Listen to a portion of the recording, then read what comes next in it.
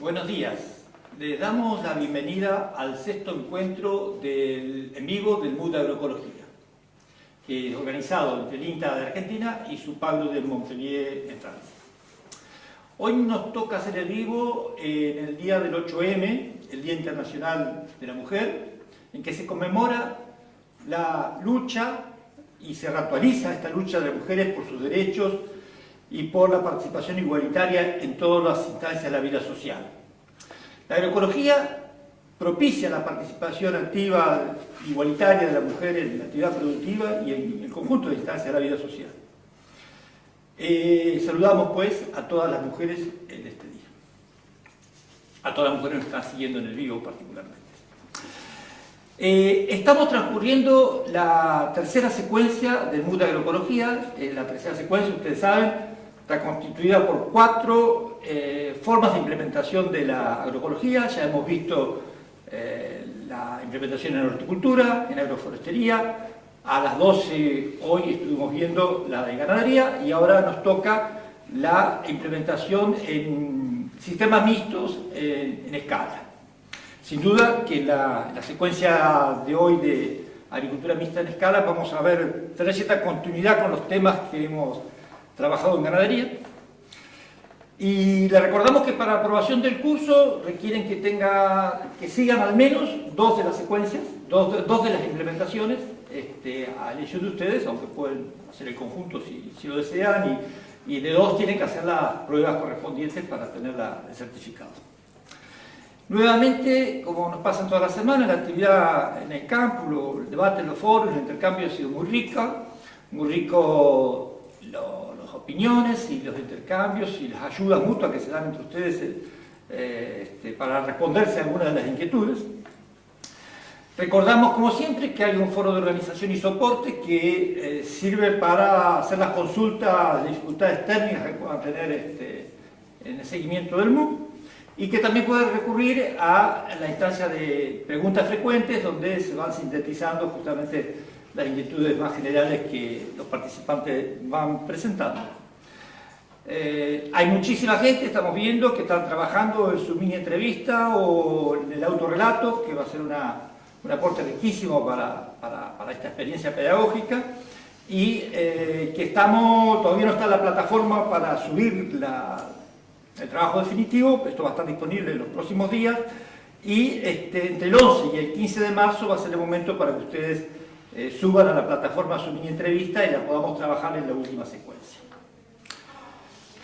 Estamos contentos de cómo resultó el trabajo entre pares en esta secuencia de implementación, las evaluaciones, los comentarios, los trabajos que ustedes hicieron, lo hicieron los propios compañeros, y eso funcionó muy bien. Hay muchos que ya se han terminado, un porcentaje alto, y un grado de satisfacción bastante muy grande de ustedes mismos por los comentarios recibidos y por la ayuda y complemento que se dieron entre ustedes. Recordamos, como siempre, que a lo largo del evento pueden intercambiar en el chat de YouTube. También estaremos dialogando en Twitter, y de Twitter desde @IntaProcadis, y con el hashtag de numeral MUCAgroe. El trabajo en el chat, vamos a tomar algunas de las preguntas que ustedes van a hacer durante el transcurso del vivo. Bueno, vamos a ir a las preguntas con el equipo de especialistas que nos acompaña hoy. Tenemos a Fernando Andrade, investigador del INTA Balcarce y del CONICET, y profesor de la Universidad Nacional de Mar del Plata, especialista en ecofisiología de cultivos y con numerosas publicaciones científicas a nivel nacional e internacional. ¿Qué tal, Fernando? Muy bien, gracias, Roberto. Martín Zamora es ingeniero agrónomo, máster en producción vegetal, coordinador del área de investigación en la chacra experimental integrada de Barro, del INTA y del Ministerio de la provincia de Buenos Aires, responsable del módulo agroecológico de cultivos extensivos de la unidad de Barro. ¿Qué tal? ¿Cómo andás? Muy bien. Y Agustín Barbera, ingeniero agrónomo, extensionista también de la chacra experimental de Barro, integra el equipo responsable del módulo agroecológico de cultivos extensivos de la misma unidad y trabaja en el acompañamiento de productores extensivos de producción agroecológica. ¿Qué tal, Agustín? Hola, ¿cómo va? Bien. Bueno, como cada semana hemos tenido un equipo de colaboradores que nos ha ayudado a sintetizar las inquietudes, las discusiones y las preguntas que el foro de la secuencia ustedes han ido formulando, y en base a eso hemos preparado las preguntas que vamos a formular inmediatamente a los especialistas. No necesariamente vamos a responder a todas las preguntas, aunque tratamos de sintetizar las mayores inquietudes. Algunas quedarán pendientes porque se verán en la próxima secuencia y otras van a ir siendo respondidas directamente en los foros por los especialistas que van a seguir mirando, y que en algunos casos las preguntas pueden formularse después del vivo, porque nosotros vamos a continuar mirando las inquietudes que pudiesen haber. Fernando, vamos a empezar con vos. A tu criterio, ¿cuáles son los principales problemas de la agricultura moderna? ¿Y qué alternativas ves desde tu punto de vista? Bien. La agricultura fue un paso fundamental en la humanidad. Algunos pensadores dicen que es el principal paso de la humanidad, porque dejamos de ser nómades, pasamos a ser sedentarios. Con eso surgieron las primeras civilizaciones y con eso vino el ocio creativo, ¿sí? El ocio creativo es, digamos, lo que origina toda nuestra civilización tecnológica. La agricultura fue con altibajos, ¿no?, con grandes hambrunas que ha sufrido, pero fue respondiendo a las enormes demandas crecientes de alimentos de una población que, sobre todo después de Pasteur, creció de una forma asombrosa, que asustó a mucha gente y sigue creciendo. Pero la agricultura respondió a través de distintas innovaciones, distintos procesos, pero fue generando, tal como la pregunta dice, fue generando impactos ambientales. ¿Cuáles son los principales impactos ambientales que la agricultura genera o ha generado y genera? Gases de efecto invernadero. Esto es clave porque es el origen, ya casi nadie lo discute en el ambiente científico, es el origen del cambio climático. El cambio climático va a poner en jaque a cientos de millones de personas que ya están, pero durante este siglo, cientos de millones de personas por inundaciones, desertización, avance de las sequías, muerte de los corales con la biodiversidad asociada que desaparece. Es un problema muy serio y la producción agropecuaria, como una de las principales actividades humanas, aporta a nivel global el 30% de los equivalentes de dióxido de carbono. El otro aspecto es el tema de la deforestación. Datos recientes hablaban de 10 millones de hectáreas que se deforestan por año. Argentina está novena en superficie deforestada en los últimos 25 años.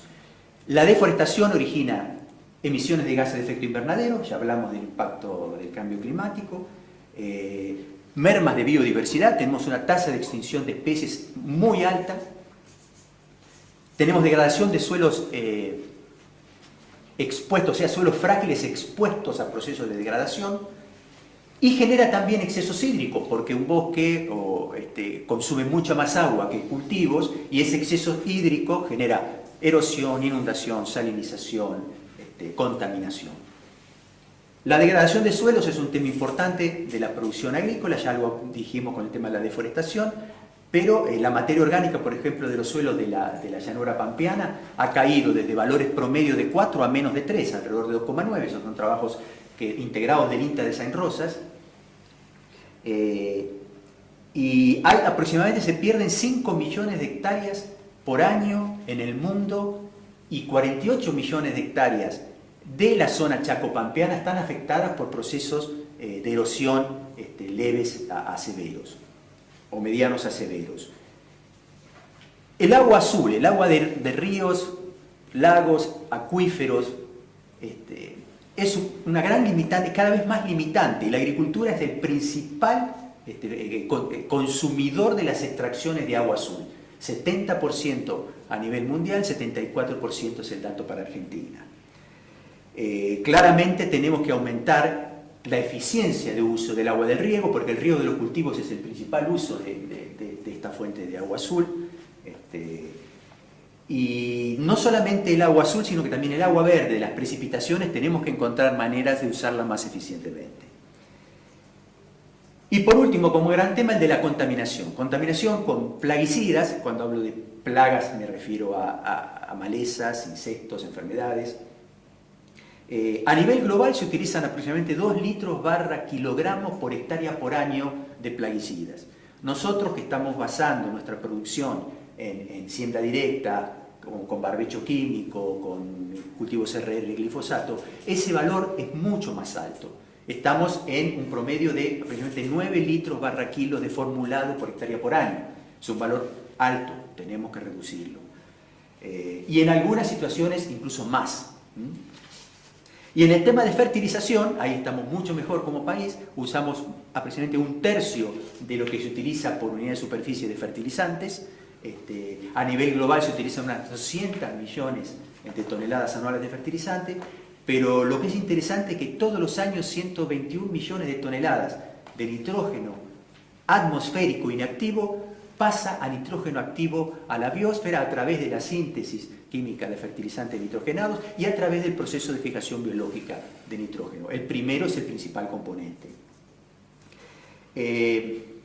Claramente tenemos el desafío de alimentar, satisfacer las necesidades de alimentos y los requerimientos de alimentos, pero claramente tenemos que desacoplar producción de impacto ambiental. Y ese es el gran desafío que enfrenta la agricultura. ¿Cuáles son las alternativas? Bien. Superficie, aumentar superficie por todo lo que veníamos argumentando. La comunidad científica claramente dice que no debemos aumentar la superficie cultivada. Debemos intensificar, pero en el buen concepto intensificar, la producción por unidad de superficie y por unidad de tiempo. Pero eso no tenemos que basar esa intensificación en tecnologías de insumos como se vino haciendo a lo largo del siglo XX, sobre la segunda mitad del siglo XX, sino que debemos centrarla en tecnologías de conocimiento y tecnologías de procesos. Los conocimientos del ambiente, del funcionamiento del cultivo, del conocimiento de la biología de las adversidades bióticas y de las complejas interacciones que existen entre los componentes de un sistema de producción, deben orientarnos a las tecnologías de procesos, llámese manejo del suelo, manejo de cultivo y las rotaciones, control integrado de plagas. Y a través de esas tecnologías de conocimiento y de procesos debemos satisfacer demandas futuras de alimentos y productos agrícolas, aumentar la eficiencia de uso de recursos e insumos y, como veníamos diciendo, reducir el impacto ambiental. Estas tecnologías de conocimiento y procesos tienen muchas ventajas. Muchas son de bajo costo. Los beneficios son en gran medida apropiables por el productor. Y con estas tecnologías de conocimiento y de procesos desarrolladas, podemos hacer un mucho mejor uso y mejor aprovechamiento de las fabulosas tecnologías duras que hoy disponemos, que algo vamos a decir más adelante. Pero estas son complejas interacciones, y esto es la base de la agroecología, que después van a seguir hablando Martín y Agustín, pero requiere de investigación, requiere de mucha investigación, requiere de presencia en el campo, requiere de capacitación, requiere de educación. Bien, creo que respondí a los principales problemas y el énfasis en tecnología de conocimientos y de procesos. Perfecto, eso nos da un pie para seguir hablando de agroecología. Y preguntarle a Martín, esta agricultura de proceso, tan ligada a la agroecología, parece un poco más complicada, no es tan sencilla, no hay recetas tan armadas, ¿no es cierto?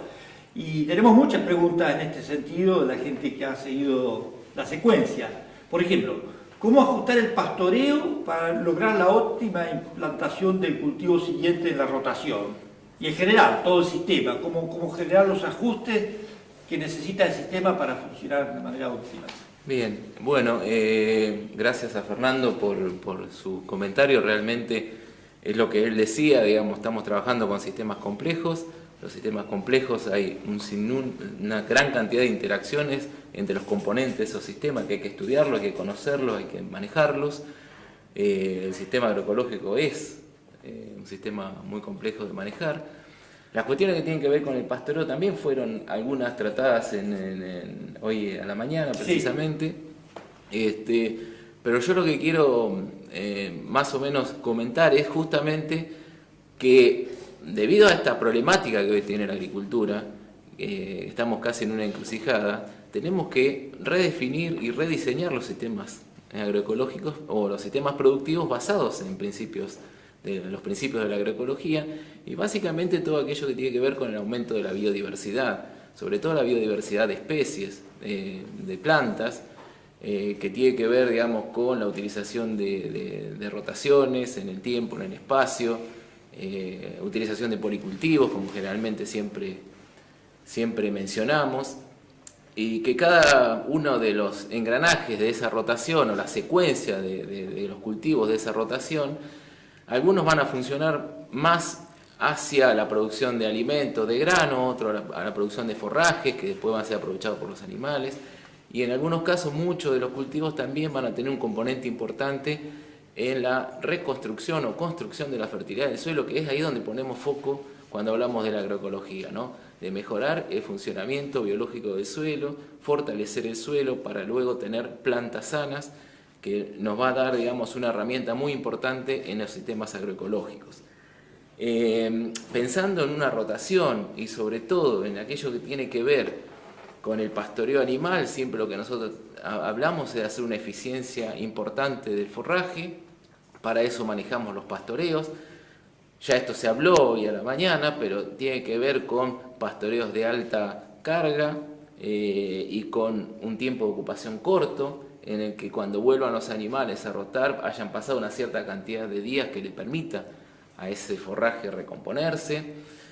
Pero focalizando el tema de la pregunta en sí, es el hecho de decir, bueno, salgo de un cultivo de más apuntado a hacer forraje, y cómo me vuelco a utilizar ese lote a un cultivo de granos de verano, por ejemplo, podría ser una alternativa, que después de una avena vicia, que es un cultivo forrajero y que me restablece fertilidad, qué herramientas uso, qué estrategias utilizo para poder sembrar un cultivo de gruesa, que puede ser un maíz, un girasol también podría ser un maíz, un sorgo.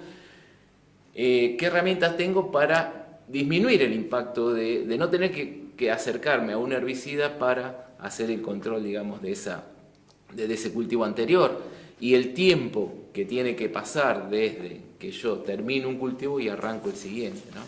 Entonces ahí tenemos muchas estrategias que podemos trabajar. No se basa en una única receta, los sistemas son flexibles, tienen que ser flexibles la planificación para que me permita al productor jugar en base a sus objetivos y en base a sus limitaciones, porque cada uno dentro de su establecimiento conoce cuáles son las limitaciones que tiene. Entonces la alternativa es hacer pastoreos intensivos, un último pastoreo, después de dejar crecer bien el forraje, hacer un último pastoreo de alta intensidad. Generalmente ese resultado nos da un muy buen resultado, esa forma de planificar los pastoreos, en donde dejando crecer los pastos y pastoreándolos en un momento, digamos, que entran ya en floración, generalmente con una alta intensidad de pastoreo, no tienen o no vuelven, digamos, a rebrotar. Entonces obtenemos un último pastoreo y sobre eso aparte, como puede suceder con una avena vicia o con un sorgo que se dedica a pastoreo, queda una cobertura de suelo muy importante que me permiten luego sembrar con esa alta cobertura un cultivo en algunos casos de maíz o de sorgo, o un trigo o una cebada. Nos permiten, digamos, de alguna manera sembrarlo en siembra directa sin utilizar ningún tipo de plaguicida. Eso lo hemos experimentado mucho, tanto en el módulo agroecológico de Barrow como en los productores que estamos siguiendo en una transición. Y bueno, y después tenemos otras alternativas. Si no llegamos, si no tenemos capacidad, digamos, o una demanda animal tan alta como la producción de pasto que tenemos, podemos utilizar también esos recursos como posibilidad de cosecharlos. Se puede cosechar una avena vicia, obtener muy buenos recursos económicos por la venta de semillas de avena y de vicia. También se puede pensar, digamos, en tener tu propia semilla, digamos, como para bajar los costos para años siguientes.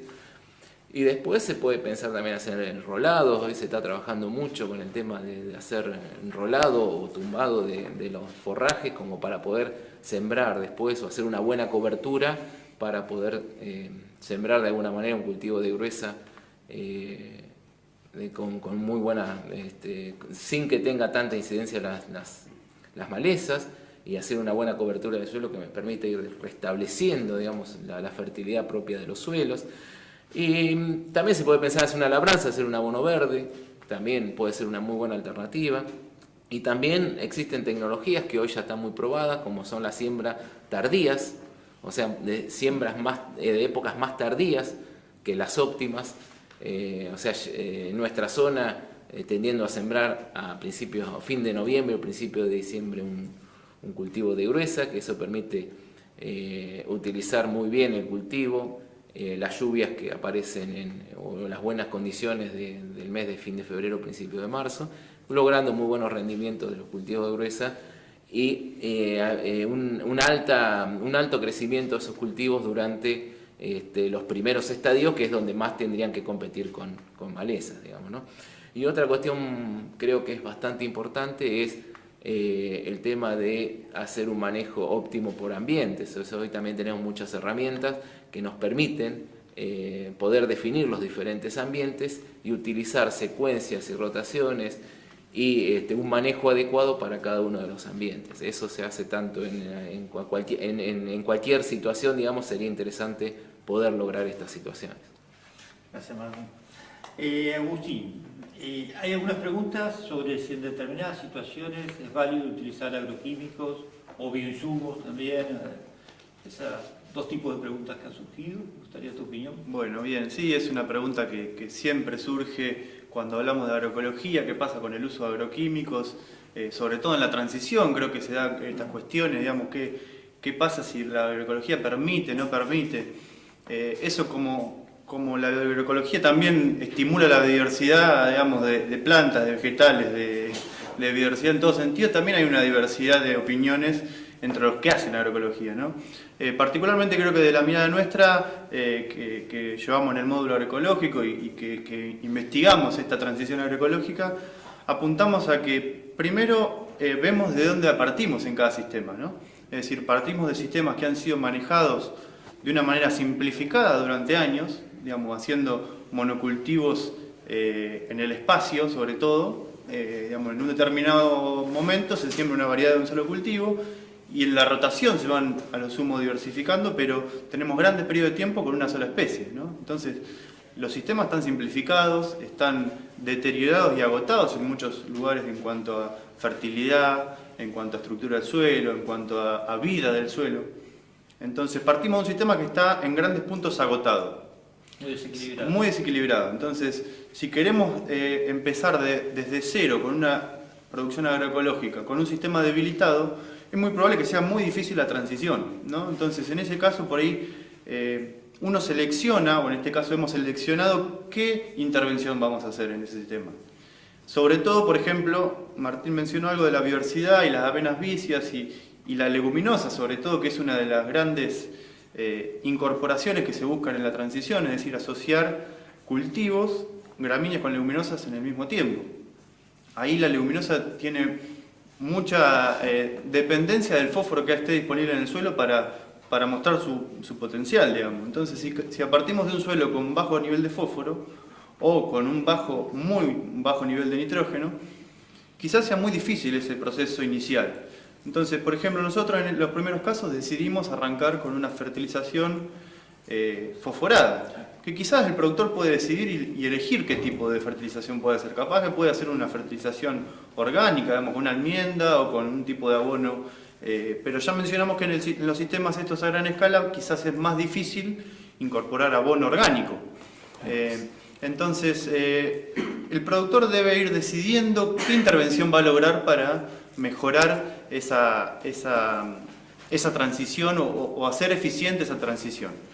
Y sobre todo esto, ¿no? de que partimos de sistemas agotados. Pero en el caso de ustedes, con esa transición, hoy han llegado a prescindir de... Exactamente, ¿no? Uno va decidiendo y hasta que se restablecieron los niveles de fósforo, lo utilizamos como fertilizante y luego ya lo suprimimos y se empezó a aplicar todo lo que vimos en la secuencia, ¿no? Cómo la biodiversidad del suelo va potenciando los procesos de mineralización y de poner disponible otro tipo de nutrientes que se logra sin ninguna entrada de ningún fertilizante químico.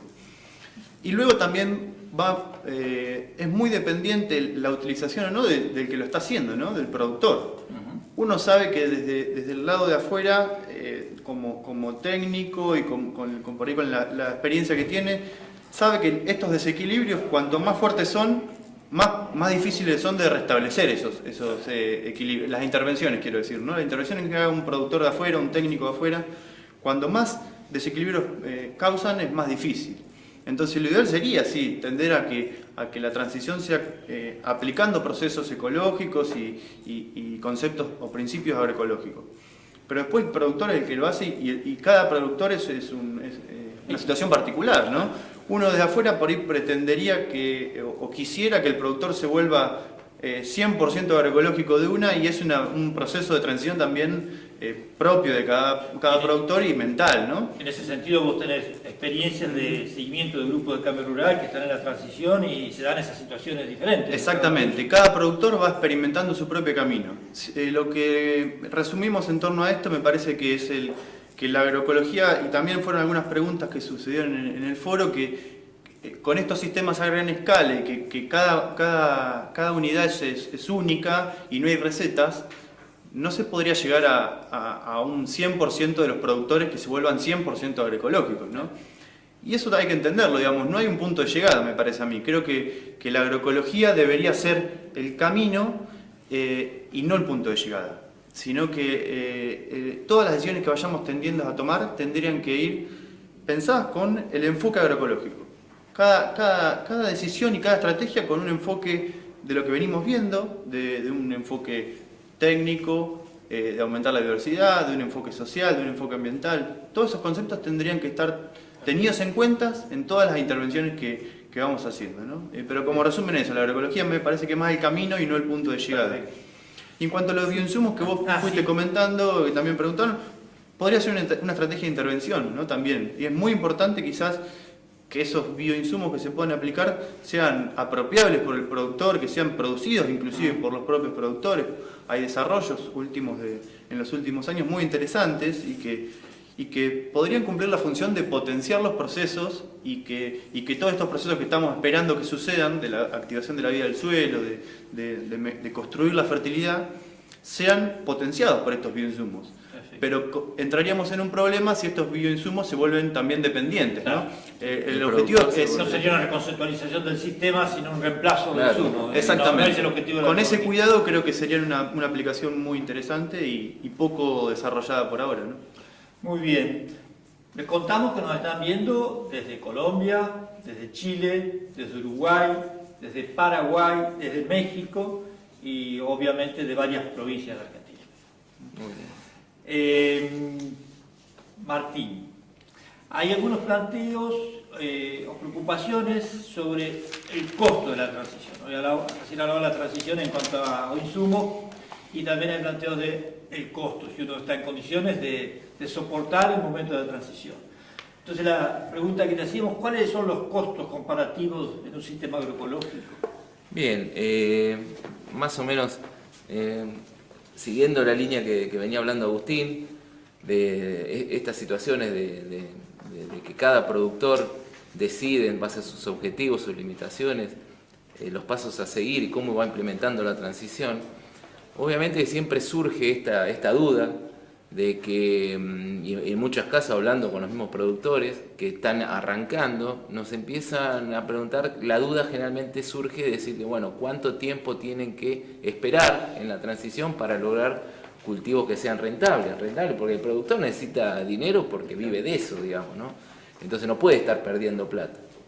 En general, nosotros tenemos datos generados en el módulo que contradicen un poco esa duda que surge de decir que, bueno, que al principio se pierde plata. Nosotros llevamos en el módulo, arrancamos en el año 2011, ese año, o sea, ya llevamos casi 8 años de datos, toma de datos y hacer un balance, digamos, que tiene que ver con las cuestiones tanto de costos productivos como de ingresos y como márgenes brutos. Si bien sabemos que esta forma de metodología económica de evaluar los cultivos a través del margen bruto no va a beneficiar al modelo agroecológico, pero no obstante eso nosotros lo hicimos para ver qué era, porque es una metodología que es muy ampliamente difundida y el productor la maneja. Entonces, nosotros podríamos, digamos, de alguna manera, evaluar los sistemas productivos y comparándolos con esta metodología para saber qué pasaba. Claro. Entonces, los resultados del módulo fueron muy alentadores. Desde el primer cultivo, los costos que tuvimos en el módulo, los costos empezaron a bajar, como ya lo explicó Agustín, en la transición primero, y después hasta que no usamos más químicos, ni fertilizantes, ni plaguicidas. Los costos empezaron a bajar, los ingresos se mantenían, porque con esto de ir construyendo la fertilidad de a poco y bajando el gasto, digamos, tanto en labores como o labranzas, como en cultivo, como en plaguicidas y fertilizantes, hizo que los rendimientos no bajaran. Prácticamente tenemos exactamente el mismo rendimiento. El mismo rendimiento hablamos de los cultivos de grano, como de la producción de carne, pero sí bajamos los costos. Entonces el margen bruto, que es la diferencia entre el ingreso menos el costo, estamos hablando de un costo directo de producción, digamos, lo que se gasta en semillas, lo que se gasta en labores, lo que se gasta en los insumos químicos, en cosecha, en gasto de comercialización. Son todos los costos directos de cada uno de los cultivos, incluyendo mano de obra, incluyendo las amortizaciones y los gastos de mantenimiento de las maquinarias. Todos esos gastos fueron incluidos en estos estudios que hemos hecho, y en ningún caso el modelo agroecológico tuvo un margen bruto negativo. Eso es muy bueno para el productor. Tenemos el caso de la comparación que hacemos en Barro entre el sistema agroecológico versus el sistema actual de producción, en donde durante esos 7 años que tenemos evaluados, 10 cultivos hicimos en esa secuencia sobre el mismo lote.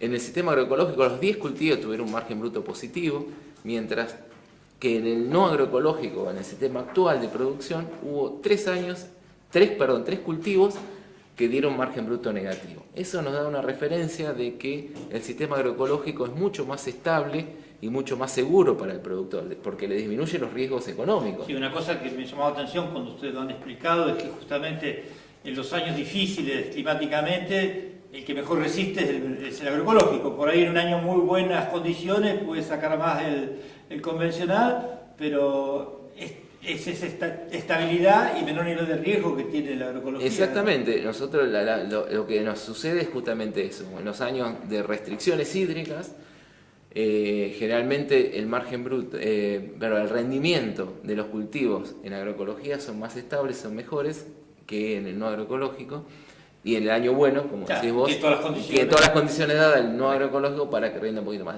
Por consiguiente, el promedio estamos casi igual. Tengo algunos datos si querés.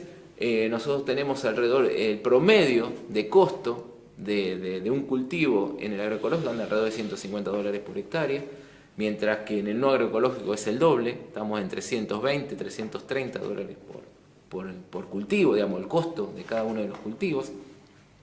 Como tienen más o menos el mismo ingreso, el margen bruto, que es la diferencia entre ambos, estamos en valores de $240 un cultivo para el productor, que es básicamente lo que le puede quedar en el bolsillo al productor, si bien después faltan aún calcular algunos costos más, contra unos $100, $110 en promedio. O sea, estamos hablando del doble de margen bruto. Nuestra estimación es entre 100 y 120% más de margen bruto, que es una muy buena alternativa, tanto en la agroecología es muy buena alternativa productiva, porque produce bien, no tiene tanto impacto sobre el ambiente, que ya no estamos viendo, pero es rentable para el productor. En este caso, entonces, hablar de costo de transición el costo de transición nosotros no lo vimos, no lo notamos. Sí puede pasar que en algunas cuestiones, por alguna situación particular, la adaptación cuesta, como decía Agustín, que se arranque de muy abajo, digamos, porque la degradación del suelo es muy importante, o en algunas zonas que no son la región que nosotros trabajamos, puede haber que no se consigan semillas o no se conozcan cuáles son las asociaciones de cultivo que mejor funcionan. Entonces podría tener algún costo extra, pero por eso es muy importante integrar la ganadería, porque ante cualquier eventualidad siempre tenemos la ganadería que nos favorece económicamente. Me das pie para preguntarle a Fernando una pregunta que sabemos que es difícil, pero que queremos que nos explores un poquito. Justamente, ¿es posible hacer agroecología sin ganadería? Bien, como comentaban recién, la ganadería potencia las interacciones virtuosas en el sistema. Eso por un lado facilita, lo explicaba Martín recién. Por otro lado tenemos los cuestionamientos que hoy se están haciendo a la producción, sobre todo de carnes rojas y de biocombustibles, basada en los productos de suelo agrícola, productos de suelo agrícola. Y esos son cuestionamientos importantes que argumentan que atentan contra la sostenibilidad. Entonces ahora surge, bueno, ¿qué tenemos que considerar para un sistema más puramente agrícola? O por lo menos para prolongar lo más posible el ciclo agrícola. Y ahí las claves son, lo que muchos sabemos, la agricultura conservacionista. El hecho de mínimo disturbio o no disturbio, en el caso de la siembra directa, mantener rastrojo en superficie.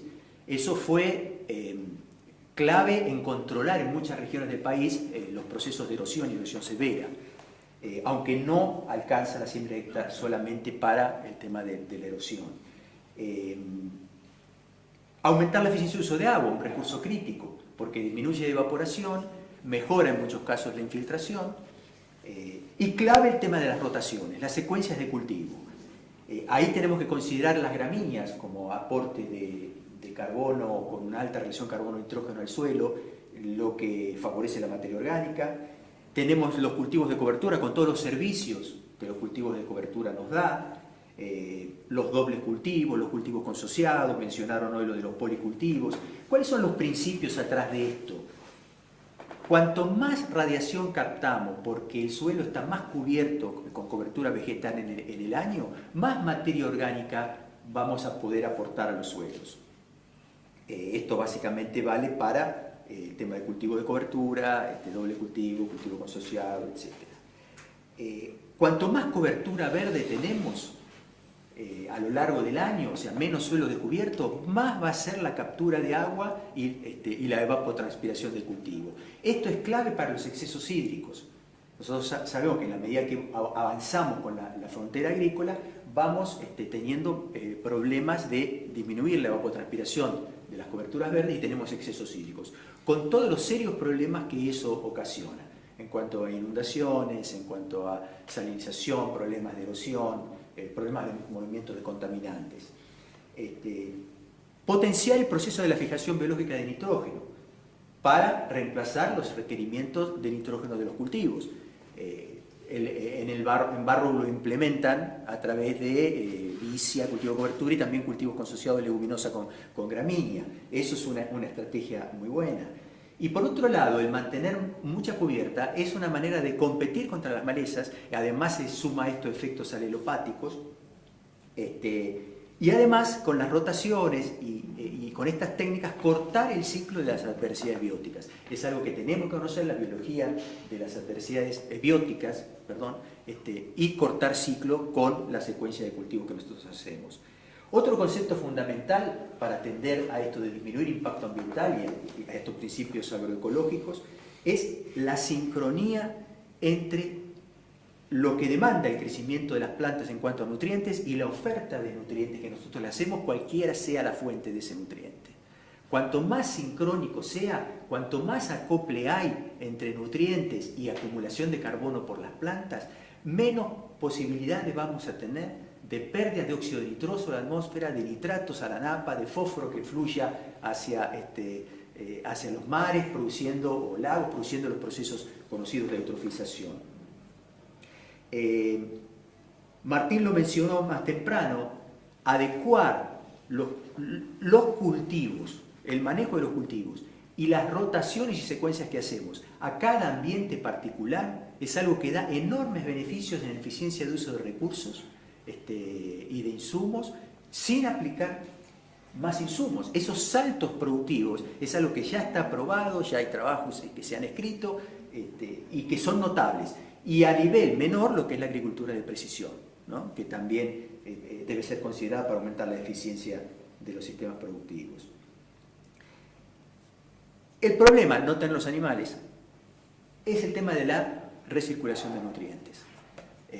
Fíjense lo que está pasando básicamente en nuestro sistema productivo. Nosotros producimos mucha soja, producimos grano, mucho de eso lo exportamos, muchos miles de kilómetros, ahí se le da de alimentar a los animales, hacemos minería acá y producimos exceso en miles de kilómetros de distancia.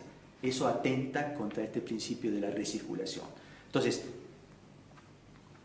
buscar maneras de compostaje, buscar maneras de recircular a nivel local más los nutrientes es clave y hay que encontrar la manera de hacerlo.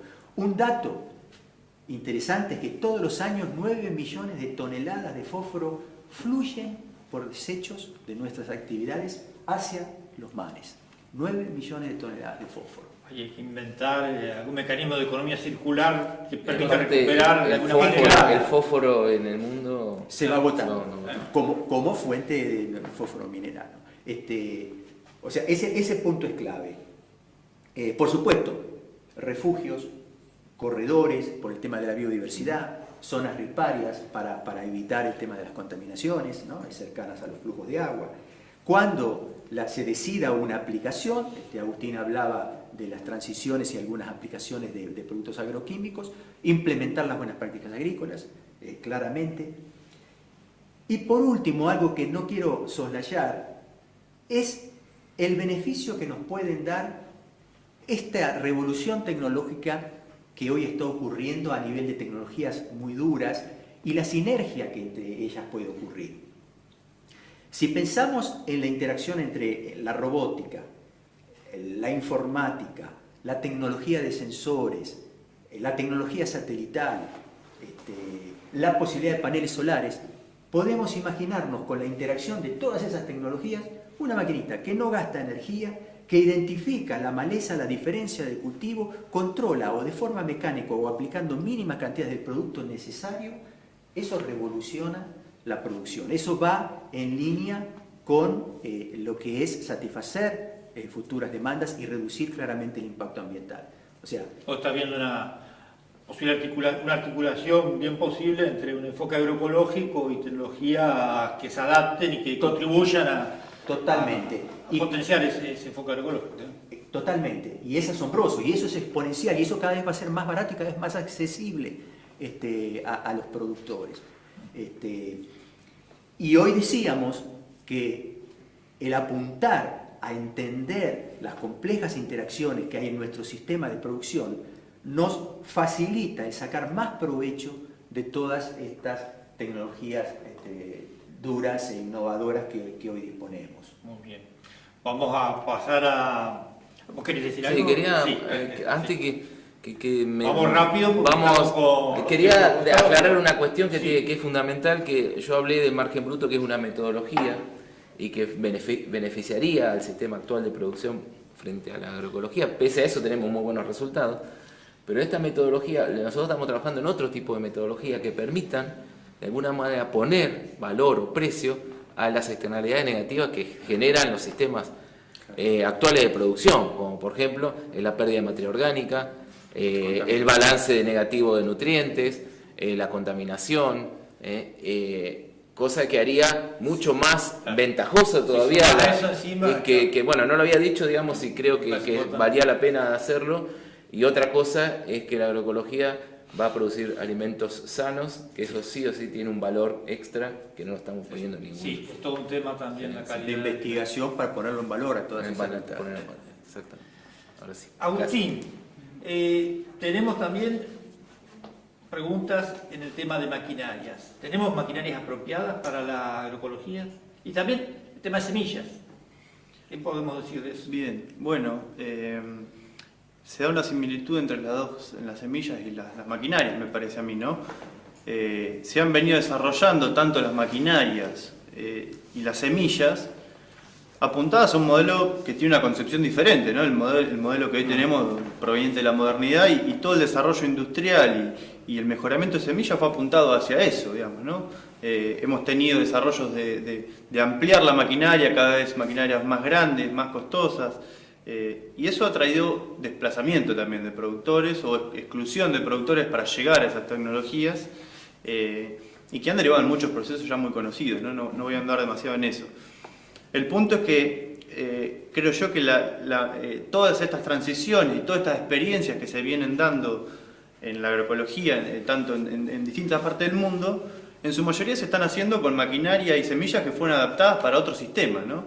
Entonces sería muy beneficioso que haya desarrollos y haya industria que acompañe todos estos procesos que cada vez son más, ¿no? Hoy estamos viendo, o estábamos hablando, que en los últimos años hay un desarrollo muy importante, si bien sigue siendo incipiente a lo que es la agricultura convencional en toda Latinoamérica, si podemos hablar, o en el sur de Latinoamérica, hay un desarrollo muy importante a lo que era 4 o 5 años atrás. Entonces los desarrollos en maquinaria serían muy beneficiosos que empiecen a aportar todos estos avances.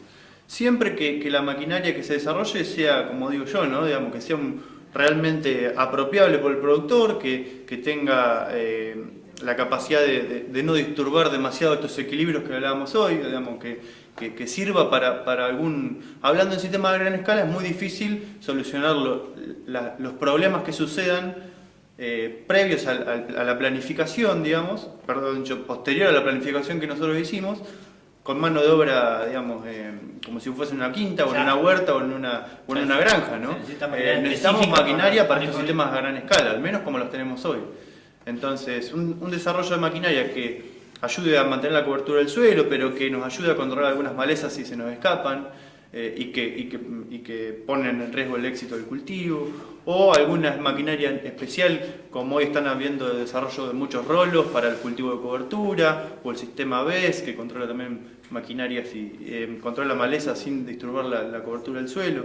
Todo eso es muy beneficioso, digamos, ¿no? Y creo yo que está muy incipiente, y el nicho de mercado, digamos, de una industria local para potenciar esto es muy grande todavía. Nuevamente ligamos a lo que decía Fernando, que la agroecología requiere más conocimiento, requiere más desarrollo también en el tema de maquinarias, en el tema de semillas, repensar. Exacto, y siempre con la vista en lo que va a producir al productor y al que está en el campo, ¿no? Que esos desarrollos, esas invenciones, tengan en cuenta toda la parte social del agro y qué procesos puede desencadenar eso, ¿no? Me parece eso que tendría que ser un punto focal muy importante.